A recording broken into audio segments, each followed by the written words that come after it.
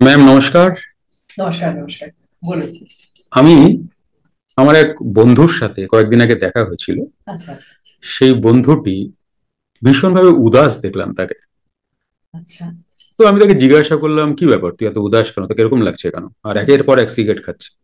আচ্ছা, তো প্রথমে তো বলতে চাইলো না, তারপর আমি যখন বারবার জিজ্ঞাসা করলাম ও তখন বললো যে আমার রিলেশনটা ধীরে ধীরে কেমন হয়ে যাচ্ছে। রিলেশন মিন আমার মিসেস এর কথা বলছি। আচ্ছা, তো আচ্ছা, কেমন রিলেশনের ঠিক আগের মতো সেই রিলেশন আমি খুঁজে পাই না। আচ্ছা। আর বেশ। আমি বাড়ি ঢুকি, আমাকে সবটাই দেয়, জলও দেয়, চাও দেয়, কিন্তু সেই সেই ভালোবাসাটা আর খুঁজে পাচ্ছি না। হুম, আর ম্যাক্সিমাম সময় দেখি যে আমি হয়তো কিছু ডাকলাম, হুম। সে শুনছেই না, মোবাইলে রয়েছে, শুধু স্ক্রল করে যাচ্ছে। আচ্ছা, তো আমার মনে হয় না সম্পর্কটা কেমন যেন হয়ে যাচ্ছে। তো আমি না তাকে কিছু বলতে পারলাম না। আমি বললাম, দেখ অ্যাডজাস্ট কর, এবং ব্যাপারটা আরো দেখার বিষয় আছে, জিজ্ঞাসা কর তাকে তার কোথাও অসুবিধা হচ্ছে কিনা। হুম। কিন্তু আমি সলিউশন কিছু দিতে পারলাম না। এর সলিউশন কি হয় ম্যাম? বন্ধুর যে বিবাহিত সম্পর্কটা সেটা বেশ পুরনো, তাই তো? এবং আহ নিশ্চয়ই সন্তানাদিও আছেন। হ্যাঁ, সন্তানাদি আছে। তো ভালোবাসা বলতে দেখুন, একটা বয়সের পর সম্পর্কে দুটো মানুষ যখন আছে, মোটামুটি একটা বেশ অনেকগুলো বছর তারা একসাথে কাটিয়েছেন, হ্যাঁ, তাই তো? একদম। একদমই। তো এখন উনি যেন ওই সম্পর্কটায় আগের মতো আকর্ষণ বোধ করছেন না। তার মনে হচ্ছে উল্টো দিকের মানুষটা তাকে যেন সামহাউ একটু নেগলেক্ট করছেন। একদমই। এটাই আপনার কথা শুনে আমার এটাই মনে হলো যে উনি নিজেকে নেগলেক্টেড ফিল করছেন সম্পর্কের মধ্যে, বা কোথাও একটা গিয়ে যেন নিজেকে টেকেন ফর গ্রান্টেডও ওনার মনে হচ্ছে। হ্যাঁ। তো এবং এই বিষয়টা নিয়ে উনি যথেষ্ট টেনশনে আছেন বলে, যেটা আপনি বললেন একটার পর একটা সিগারেট খেয়ে যাচ্ছেন। তো এরকম একটার পর একটা সিগারেট খাওয়া ভীষণ রকম গভীর অ্যাংজাইটি বা স্ট্রেসের একটা লক্ষণ। তো দেখুন, আপনি ঠিকই বলেছেন। আপনি একটা সুন্দর কথা বলেছেন যে অ্যাডজাস্ট কর। তো এবার ব্যাপারটা কি হয় জানেন, অ্যাডজাস্ট উনি ততক্ষণ পর্যন্ত করতে পারবেন না ঠিকভাবে, মানে পজিটিভলি, যতক্ষণ পর্যন্ত তিনি সম্পর্কের উল্টো দিকে থাকা মানুষটার কি চাওয়া সেই সম্পর্কে বুঝতে না পারবেন। আচ্ছা। তাই না? মানে আমি আপনার প্রশ্নের উত্তর তো তখনই দেবো যখন আপনি প্রশ্নটা আমাকে করবেন, তবে না আমি আপনাকে প্রশ্নের উত্তরটা দেবো, তাই না? ঠিক।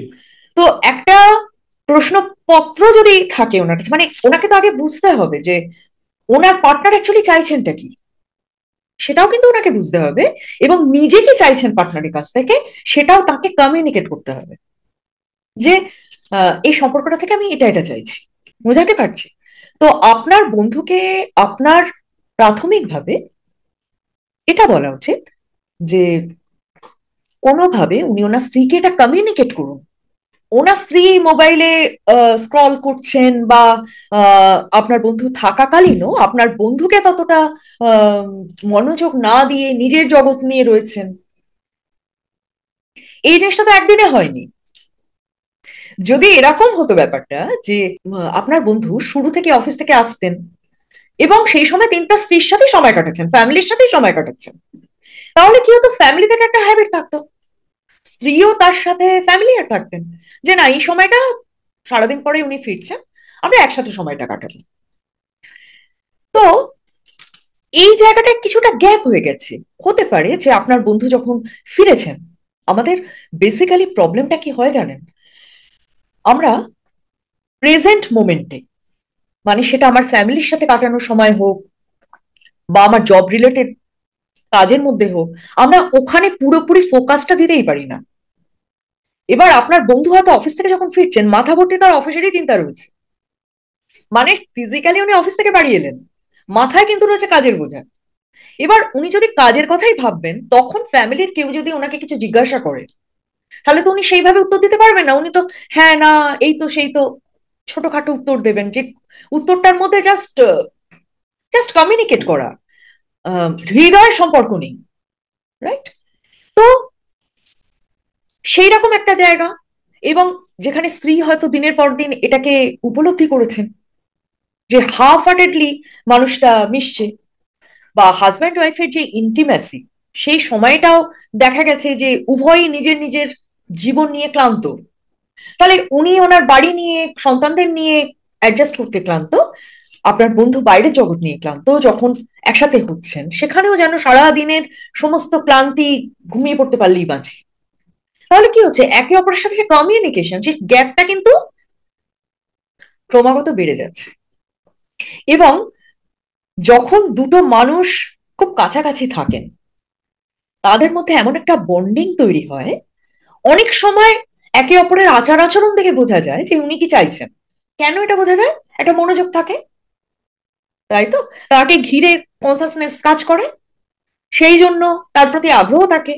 পরের দিকে যে আগ্রহ হারিয়ে ফেলেছেন এটা নয়, কিন্তু সেইভাবে ভালোবেসে ওই দিকে কনসেন্ট্রেট করার তাগিদটা উভয়েরই চলে যায়। কিন্তু ম্যাম আমি আরেকটা জিনিস খেয়াল করলাম ওর কথাতে, যে মানে ওর মিসেস ও সন্দেহ করছে যে ও সোশ্যাল মিডিয়ায় কোনো ভুলভাল কাজ করছে আর কি, মানে কারোর সাথে রিলেশন বা আদার্স কিছু। তো এটা আমি ফিল করলাম ওর কথাতে। ও বলল ছোট্ট করে কথাটা, যে ম্যাক্সিমাম সময় মোবাইল স্ক্রল করে। তো এখানে এইটুকুর মধ্যে আমি যেই জায়গাটাকে বুঝতে পারলাম, সেটাও কিন্তু ওর ওয়াইফকে সন্দেহ করাও শুরু করে দিয়েছে, তা নতুন নয়, বহু মাস ধরে। মানে যে রিলেশনটা ঠিক ছিল সেটা এখন মানে সন্দেহের ওপরে দাঁড়িয়ে আছে। মানে যেহেতু ওয়াইফ ফেসবুক স্ক্রল করছে, অল টাইম সোশ্যাল মিডিয়ায় থাকছে, তো এইটা কিন্তু তার মাথায় আছে। তো সম্পর্কটা নিয়ে আমি একটু ভাবছি যে কি বলা যায় ওকে, বা কি করা যেতে পারে। আমাকে একটা কথা বলুন, যে ওনার যে স্ত্রী সংসারে রয়েছেন, তিনি সংসারের দায় দায়িত্ব সব মেনটেন করছেন? হ্যাঁ, আমি অ্যাকচুয়ালি ওর স্ত্রীকেও আমি জানি, আমি আচ্ছা। চিনি। কারণ হুম। আমার সাথে রিলেশন আছে, ওদের ফ্যামিলি রিলেশন মোটামুটি আছে। আমি হয়তো মাসে এক দুবার যাই হতে পারি। হুম। স্ত্রীটা ভালো, আমি খারাপ কখনোই বলবো না স্ত্রীকে। আর ছেলেটাও ভালো। মানে আপনার বন্ধুর কথা বলছেন? হ্যাঁ, আমার দেখুন, বন্ধুটাও ভালো। দেখুন, হয়তো দেখা যায় যে আমরা হয়তো আহ তিলকে তাল করছি, পুরো সিচুয়েশনটা হয়তো কিছুই অসুবিধে নেই, দুজনেরই দুজনের উপর টান আছে। কিন্তু দুজনের গ্যাপ হয়ে যাচ্ছে অনেক। গ্যাপটা পূরণ করার জন্য একে অপরের সঙ্গে যোগাযোগ প্রয়োজন, রাইট? আপনার বন্ধুর যদি এটা মনে হয় যে আগে যতটা মনোযোগ দিতেন এখন দিচ্ছেন না, স্ত্রী অন্য কোথাও ব্যস্ত আছেন, তাহলে আপনার বন্ধু বা সামনাসামনি, সেই কারণে তার একটা অভিমান থেকে উনি সামনাসামনি তার সাথে ডিটেলস আলোচনায় আসতে পারছেন না। তো আপনার বন্ধুকে আপনি এই পরামর্শ দিতে পারেন যে একটা ডেটিং এর প্রোগ্রাম করুন, স্ত্রীকে নিয়ে কোথাও খেতে যান, শুধু তিনি আর আপনার বন্ধু, দুজনে একটা সারপ্রাইজ প্রোগ্রাম করুন। হ্যাঁ, যে আজকে অমুক জায়গায় আমরা বেরোবো। মানে অ্যাকচুয়াল উদ্দেশ্যটা কি? আপনার বন্ধু যখন তার স্ত্রী সম্পর্কে সন্দেহটা আপনাকে বলছেন এবং সেটা নিয়ে খুব টেনশনে আছেন, আপনিও জানেন, আর আরেকজন তৃতীয় ব্যক্তি হিসেবে বাইরে থেকে আপনি দেখেছেন একটা খুব সুন্দর কাপল, আপনি আমাকে এই প্রশ্নগুলো এই কারণে করছেন যে একটা সুন্দর সম্পর্কে চির ধরেছে ম্যাম, আমি কি করতে পারি সেই সম্পর্কটাকে সুন্দর করার জন্য, রাইট? তো এখানে সবার আগে প্রয়োজন একে অপরের সাথে কমিউনিকেট করা, কে কি চাইছেন সেটা একে অপরের কাছে পৌঁছে দেওয়া। আর আরেকটা জিনিস হচ্ছে, সম্পর্ক থেকে না কেউই সহজে বেরিয়ে আসতে কিন্তু চায় না, বিশেষ করে আমাদের ইন্ডিয়ান ফ্যামিলিতে হুটহাট করে সম্পর্ক থেকে বেরিয়ে যাব, এটা আপনি যে মানে যতদিন, যে এজের কথা বলছেন সেই এজে অন্তত এটা খুব একটা হয় না। আর তো কাছে কাছেই আমার মনে হচ্ছে ওদের মধ্যে ভীষণ রকম কমিউনিকেশন গ্যাপ তৈরি হয়েছে, সেটাকে আপনি ফুলফিল করতে বলুন। তার জন্য আপনারা অবশ্যই ম্যারেজ কাউন্সিলরের সাথে কথা বলতে পারেন, সম্পর্কটাকে মেরামত করা হয়। দেখুন, এই ব্যাপারগুলো কি হয় জানেন, সম্পর্কের অনেকগুলো স্পেস থাকে, সম্পর্কের মধ্যে থাকা দুটো মানুষের অনেক রকম ভাষা থাকে। শুরুর দিকে যখন একটা সম্পর্ক তৈরি হয় তখন কিন্তু ভীষণভাবে বিভিন্ন কেমিক্যাল আমাদের রিলিজ করে তো ব্রেনে, ডোপামিন, অক্সিটোসিন ইত্যাদি অনেক হ্যাপি হরমোনস। হ্যাপি হরমোনস তৈরি হয়, একটা ইউফোরিয়া তৈরি হয়, কেমন একটা আকর্ষণ তৈরি হয় একে অপরের প্রতি, এবং সেই আকর্ষণের মধ্যে সম্পর্কটা শুরু হয়ে যায়। শুধু আকর্ষণের উপর বেস করে যদি সম্পর্কটা স্থায়ী হবে এই এক্সপেকটেশন করা হয়, সেটাই তো ভুল। অ্যাকচুয়ালি সম্পর্ক সুন্দর তখনই হয় যখন সম্পর্ককে মেনটেন করা হয়, যত্ন করা হয়। সেই যত্নটা কিভাবে করতে হবে? আর আপনি বলছিলেন যে সম্পর্কের 6টা লেয়ার হয়, সেই 6টা লেয়ারই বা কি? দেখুন, সম্পর্কের 6টা লেয়ারের মধ্যে প্রথমটা তো আপনাকে আমি বলেই দিয়েছি, একে অপরের প্রতি আকর্ষণ বোধ কমিউনিকেশন, করা। আকর্ষণ বোধ করা আকর্ষণ। ফার্স্ট, যখন সম্পর্ক তৈরি হচ্ছে, মানে যখন একে অপরকে দেখে দিল মে ঘন্টি বাজ দিয়ে, তাই না, তখন তোমার 21 বছর বোধহয়, হ্যাঁ, ওই গানটা আপনি শুনলে বুঝতে পারবেন যে সম্পর্কের প্রথম স্টেজ কি। দেন মানে একটা অদ্ভুত, মানে সম্পর্কে থাকা ব্যক্তির সাথে ওভার ফোন রাতের পর রাত কথা বলে যাচ্ছেন, ক্লান্তি হচ্ছে না, রাইট, শয়নে স্বপ্নে জাগরণে তার কথা ভাবা হচ্ছে, সম্পর্কের প্রথম স্টেজে এটা হচ্ছে। এটা তো একটা অ্যাবনর্মাল আচরণ না, মানে সারাদিন আমি একজনের সাথে কথা বলে যাচ্ছি, এটা তো অ্যাবনর্মাল আচরণ, কিন্তু যিনি ওই আচরণটা করছেন তার কিন্তু ওটাকে অ্যাবনর্মাল মনে হচ্ছে না, তাই না, ওটাই স্বাভাবিক হয়ে যাচ্ছে। সেকেন্ড স্টেজে যখন সম্পর্ক আসে তখন একটু র্যাশনালিটি আসে, যুক্তি টুক্তি গুলো কাজ করা শুরু করে, রাইট। তো তখন মনে হয় যে না, আমরা এত কথা বলবো না, আমরা একটা সময় করে নিই, এই সময়টা আমি দিচ্ছি, তো এইভাবে এগোয়। তারপরে আহ একটা সময় গিয়ে কি হয় জানেন, উল্টো দিকের মানুষটার আকর্ষণ তো চলে গেল, এবার যখন সময়টা কমে এলো না, যখন যুক্তি দিয়ে জিনিসটাকে তৈরি করা হলো, সম্পর্কে এই সময়টা আমরা মিশবো বা কথা বলবো বা একে অপরের সাথে কমিউনিকেট করবো, হ্যাঁ, তো এবারে কমিউনিকেশনের যে স্টেজটা, সেখানে যদি গ্যাপ হয়ে যায় তাহলে সম্পর্ক আবার স্লিপ করে যাবে। দ্বিতীয় স্টেজে সম্পর্কে থাকা মানুষটার প্রতি দায়িত্ব কর্তব্যবোধ গুলো থাকে, ভালোবাসাও থাকে, কিন্তু দায়িত্ব কর্তব্যবোধ গুলো থাকে একে অপরের প্রতি। এবার যখন কমিউনিকেশন গ্যাপ হয়ে যাচ্ছে, তখন হয়তো দায়িত্ব কর্তব্য আছে, কিন্তু সেই রকম ভাবে তাকে ঘিরেই আমি আবর্তিত হচ্ছি, এই জায়গাগুলো আর থাকে না। আচ্ছা, তাহলে আর থার্ড? আর এখন আরেকটা, আমি আপনাকে একটা কথা বলি, আগেকার দিনে কি হতো জানেন, সম্পর্ক একটা সুন্দরভাবে তৈরি করতে খুব এফোর্ট লাগতো, তাই না, আগে তো আহ কাউকে মনের কথা বলাটাই একটা চাপের ব্যাপার ছিল, তাই না, একজনকে প্রপোজ করতে বহু মেহনত করতে হতো, তাই না, কোনো পুরুষ যখন কোনো নারীকে বলছেন, তাই না, তো ওই যে এফোর্ট করে এর মাধ্যমে তার মাধ্যমে হয়তো তার কাছে গিয়ে কমিউনিকেট করা হলো, তাকে জানানো হলো, সে এবার গ্রিন সিগন্যাল দিল যে হ্যাঁ আমি রাজি, তারপর গিয়ে সম্পর্ক তৈরি হলো এবং এগোনো হলো। তো ওই যে একটা সম্পর্কে এফোর্ট দেওয়ার জন্য সম্পর্কটাকে ধরে রাখার দায়িত্বটাও থাকতো অনেক বেশি, ওটা অর্জিত সম্পর্ক। আর এখন হয়ে গেছে কি জানেন, এখন ভীষণ ভাবে সম্পর্ক আমরা তৈরি করি সোশ্যাল মিডিয়ায়, স্ক্রল করে সম্পর্ক, ফ্রেন্ড রিকোয়েস্ট পাঠিয়ে সম্পর্ক শুরু হয় আর শেষ হয় ব্লক করে, হাজারো অপশন, তাই না, তো এই অপশনের কারণে সম্পর্কের ভেতরে যে স্টেবিলিটি, তারও সময়সীমা কমে আসছে, এটা একটা বড় কারণ। আর আপনি বলছেন সোশ্যাল মিডিয়ায় স্ক্রল করছে বা সোশ্যাল মিডিয়ায় সময় কাটাচ্ছে, অ্যাকচুয়ালি উনি কি করছেন সোশ্যাল মিডিয়ায় সেটা তো উনিই বলতে পারবেন। উনি যদি নিজের কোনো ছবি দেন বা নিজের কোনো রকম কোনো, কি বলবো, কোনো হয় না, এখনকার সোশ্যাল মিডিয়াটা তো একটা ইনকাম প্ল্যাটফর্ম হয়ে গেছে, অনেকেই ডেলি ব্লগ করে, রাইট, অনেকেই আহ নিজের বিভিন্ন রকমের কবিতা, গল্প বা যা কিছু ক্রিয়েশন সেগুলো সোশ্যাল মিডিয়ায় দেয়, তো সেই কারণে উনি সোশ্যাল মিডিয়া বেশি থাকছেন, সেটাও তো হতে পারে।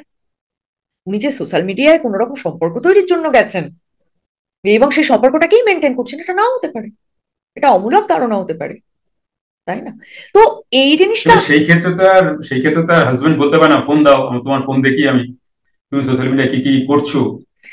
শুনুন, আমি আপনাকে কি বললাম, যে একদিন ডেটিং এ নিয়ে যেতে বলুন, যিনি সোশ্যাল মিডিয়ায় ডেলি ব্লগ করবেন বা সোশ্যাল মিডিয়ায় সোশ্যাল মিডিয়া প্ল্যাটফর্মটাকে একটা কাজের জায়গা হিসেবে দেখবেন, ওই ডেট করতে গিয়েও তিনি ওখানকার সিনসিনারি তুলবেন, রিল তুলবেন, হয়তো হাজব্যান্ডকেই বলবেন যে আমি এখানটা গাছের পাশে ফুল ধরে দাঁড়িয়ে আছি, তুমি একটা ছবি তুলে দাও। উনি বুঝেই যাবেন যে অ্যাকচুয়ালি ওনার উদ্দেশ্যটা কি চলছে সোশ্যাল মিডিয়ায়। যা বোঝা যাচ্ছে বহুদিন ওনারা একে অপরের সঙ্গে বসে কথাই বলেন না, সে স্কোপটা তো আগে তৈরি করে দেন। ঠিক আছে, আমি তাহলে এটা বলছি। আর যদি অসুবিধা হয় তাহলে আমি আমার ফ্রেন্ডকে নিয়ে আপনার কাছে একবার আসবো। অবশ্যই আসবেন, নিশ্চয়ই আসবেন। You are most welcome. কিচ্ছু হবে না, এটা খুব আমার যা মনে হয় এটা খুব সহজ একটা ব্যাপার। ঘটনাটা কি হচ্ছে আপনি দেখুন, যখনই কমিউনিকেশন গ্যাপ হয়ে যাবে না সম্পর্কের মধ্যে, তখনই উভয় পক্ষে একটা অ্যাজিউম করার প্রবণতা এসে যাবে। মানে ভদ্রমহিলাও হাজব্যান্ড যে কমিউনিকেট করছেন না, আপনি এটা কেন ভাবছেন না যে ওই ভদ্রমহিলাও এটা ভাবতে পারেন যে ইনি অন্য জায়গায় ইন্টারেস্ট পাচ্ছেন, তাই আমার সাথে আগের মতো মিশছেন না। ভদ্রমহিলা ভাবতেই পারেন, দোষ তো দেওয়া যায় না। ভদ্রলোক ভাবছেন, ভদ্রমহিলাও তো ভাবতে পারেন, এবং সেটাও তো তার ভেতরে একটা জমাট বাঁধা অভিমান হতে পারে, কষ্ট হতে পারে, সেটাও তো হতে পারে। তো এই যে কমিউনিকেশন গ্যাপ, এটাকে দূর করা ভীষণ জরুরি।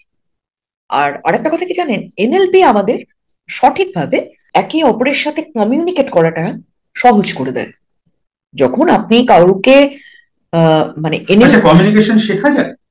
হ্যাঁ, অবশ্যই শেখা যায়, অবশ্যই কমিউনিকেশন শেখা যায়। কমিউনিকেশন বেসিক্যালি হচ্ছে একটা মানুষকে বোঝা, তিনি এটা করছেন তো কেন করছেন, তিনি এমনটা বলছেন তো কেন বলছেন। যখনই আমি এটা বুঝতে পারবো তখনই আমার যোগাযোগ করার সুবিধা হবে। আর সব থেকে বড় কথা হচ্ছে, অন্য কাউকে বুঝতে আমরা চাইছি, অধিকাংশ মানুষ নিজেকেই বোঝে না। এনএলপি কি যদি আপনি বলেন, তাহলে এটা বলা যায় যে এনএলপি হচ্ছে একটা মানসিক দক্ষতা, এমন দক্ষতা যা নিজেকে বুঝতে হেল্প করে এবং অন্যকে বুঝতেও সাহায্য করে। অন্য কেউ কোন দৃষ্টিভঙ্গি থেকে কথা বলছে, তার পারসেপশন কি, কেমন আহ তার আচার ব্যবহার সবকিছু। মানে এনএলপি বলতে চাইছেন কমিউনিকেশন গ্যাপটা রাখেন? না, কেউ যদি ইন্টেনশনালি গ্যাপ তৈরি করেন, অনেক সম্পর্কের ক্ষেত্রে বিশেষত বিষাক্ত যে সম্পর্কগুলো, টক্সিক রিলেশন গুলো, সেখানে কিন্তু পার্টনার ইন্টেনশনালি জেনে বুঝে গ্যাপ তৈরি করেন, সাইলেন্ট ট্রিটমেন্ট দেন। হ্যাঁ, মানে তার পার্টনার এটা বুঝতেই পারবেন না যে তার দোষটা কোথায়। একজন চুপ করে গেলেন, উনি এসে যখন বলছেন যে আমি বুঝতে পারছি না আমি কি করেছি বাপু, আমি সরি, তখন উনি আবার খুশি হয়ে গেলেন। তো এটা তো ইন্টেনশনালি, তাই না? আর আরেকটা কথা কি, আহ অভিমান, অভিমান করে অনেক সময় মানুষ কথা বলে না, তার যে অভিমান হয়েছে তার পার্টনার হয়তো সেটাই বুঝছেন না। তো এখানে অকারণ অভিমান করে বসে তো লাভ নেই না, কমিউনিকেট করতে হবে যে আমি অমুকটা চাইছি, বা সলিউশন যদি কমিউনিকেট করতে বলুন। কমিউনিকেট করতে বলুন, কমিউনিকেট করতে বলুন। এছাড়া কি করে আপনি প্রবলেম সলভ করবেন? তাহলে আজকে হ্যাঁ, ঠিক আছে, ভালো থাকুন।